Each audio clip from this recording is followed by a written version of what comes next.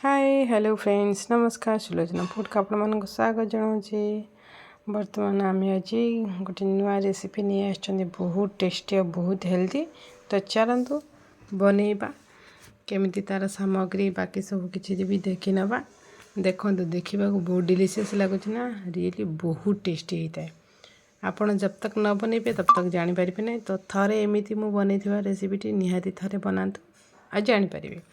सो चलतु ताप सामग्री देखी नवा बहुत टेस्टी देखु बर्तमान आम गोटे कड़ाई रे किछि पानी चुचे मु गोटे ग्लास पानी नहीं ता संगे सल्ट दे दूचे सल्ट दे देकर बर्तमान से सल्ट मिक्स करके बर्तमान सल्ट मेल्ट हो जाए।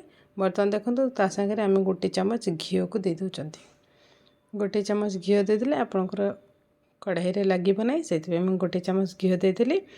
तो बर्तमान पानी आमर गरम हाँ छाड़ीदा पानी बर्तमान गरम हो सारे गोटे पानी गरम हाँ छाड़ीदे बर्तमान देखो घोड़े देते पानी गरम हो सारा तो से आम कौन कले आवश्यक अनुसार जिते सुजी धरना से गोटे ग्लास पानी को क्वांटिटी हिसाब से आप जिते सुजी धरिए से अनुसार पकईदेवे। सॉरी मोर से वीडियोटी स्किप हो जाती।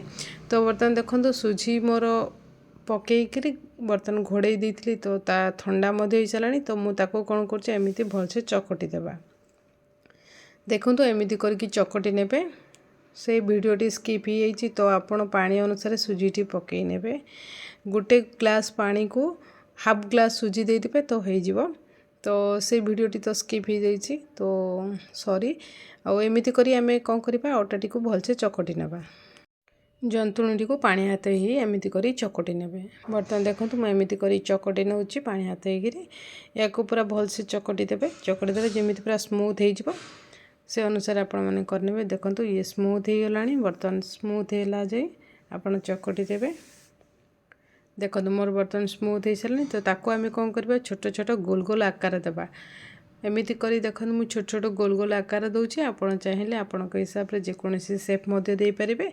तो मु क्यों कौन कर गोटे गोल गोल आकार देके सेफ दे देती जोटा कि मत बहुत भल लगे तो से आपण मैंने चाहिए एमती करें। तो आपण जी चाहिए या टिफिन रे बा नास्ता रे ब्रेकफास्ट जो थी भी आप खाईपारे। आमर सब जगह बर्तमान गोल रेडी हो सारा तो चलतु गोटे पैन रे कौन कले आम से किसी ऑयल नेले आपड़ जेकोसी ऑयल नहीं पारे।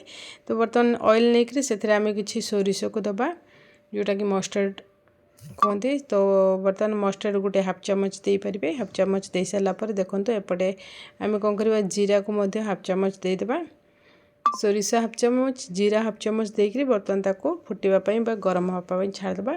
ता सागर देखो मुझे रखी कि भृषंग को बर्तमान दे दूसरी कंचा लंका और अदा टे छेचिकिना रखी।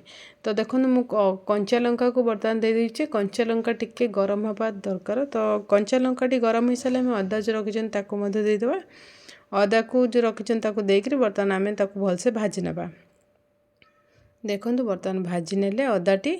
तो अदाटी भाजी सारापर आम कौन करवा तो से जो भृषंग को रखी थे देदेबा आपड़ जी छुंक जदि देवे ना टेस्ट टी कमिज आम हाँ से बहुत कलरफुल आसापे आम कौन कले से हलदी गुंड टे देने आउे मसला गुंड मतलब ये पाउडर सांबारी पाउडर गोटे चामच देले गोटे सांबारी सांबारी पाउडर गोटे चामच देलापर हलदी गुंड अल्प टिके देवे आपणकर डिश टे बहुत कलरफुल है बहुत बहुत बढ़िया लगे टेस्ट सांगे देखा को मत बहुत भल लगे से अल्प टे गरम मसला और टिके लंका गुंड से देती आपड़ जदि चाहिए देवे न चाहिए स्किप करदे।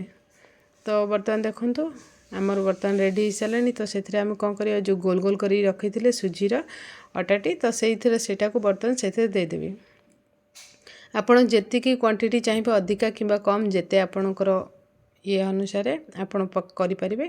मुझे अल्प टिके ब्लैक सल्ट बा सल्ट को देदेली आप व्हाइट सल्ट मत दे पारे और से अल्प टिके कौन करिए राशि बा तिल ताकू मत निहाती पकईदेवे ये राशि दे देते ना आप खाइला बेले पाटे बजब सागे देखा मत बहुत ही बढ़िया खावा मत बहुत टेस्टी लगे। तो बर्तमान देखो ये मत गरम हो सारा सागे आम कौन करवा जो आम से सब जगह गोल कर तो रखी सारी आम जो गोल गोल रखी थे बर्तमान से आम देदेबा देखो पड़ू पड़ू केमी से पूरा कलर तार धर दूसरी सागे राशि बहुत ही रियली बहुत टेस्टी होता है बहुत यमी होता है।